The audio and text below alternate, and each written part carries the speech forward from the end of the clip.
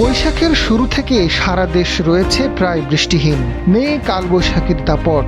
বৃষ্টি ঝরছে কেবল সিলেট আর ময়মনসিংহ বিভাগের উত্তরাঞ্চলে। তবে মঙ্গলবার দমকা হাওয়া ও বজ্র বৃষ্টির আভাস দিয়েছে আবহাওয়া অফিস। দেশের 3 অঞ্চলের নদীবন্দরগুলোতে সতর্ক সংকেত জারি করা হয়েছে।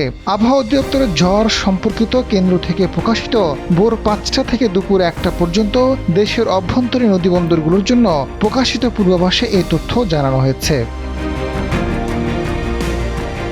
পূর্বাভাসে জানানো হয়েছে, রংপুর, ময়মনসিংহ ও সিলেট অঞ্চলের উপর দিয়ে পশ্চিম উত্তর পশ্চিম দিক থেকে ঘন্টায় 45 থেকে 60 কিলোমিটার বেগে অস্থায়ীভাবে দমকা ঝোড়ো হাওয়া সহ বৃষ্টি কিংবা বজ্রবৃষ্টি হতে পারে।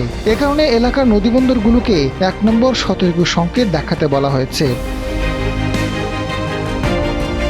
এদিকে সিলেট বিভাগের কিছু কিছু জায়গা এবং ঢাকা ময়মনসিংহ বিভাগের 2-1 জায়গায় অস্থায়ীভাবে দমকা হাওয়া ও বিদ্যুৎ চমকানো সহ বৃষ্টি অথবা বজ্রবৃষ্টি হতে পারে। সেই সঙ্গে কোথাও কোথাও বিক্ষিপ্তভাবে শিলাবৃষ্টি হতে পারে। এছাড়া দেশের অন্যত্র অস্থায়ীভাবে আংশিক মেঘলা আকাশ সহ আবহাওয়া প্রধানত শুষ্ক থাকতে পারে। সারা দেশের দিনের এবং রাতের তাপমাত্রা প্রায় অপরিবর্তিত থাকতে পারে।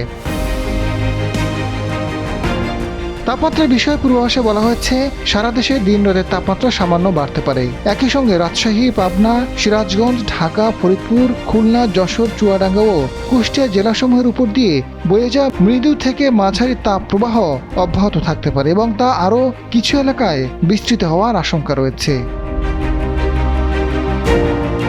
আজাদ ফারুক, সময়ের আলো।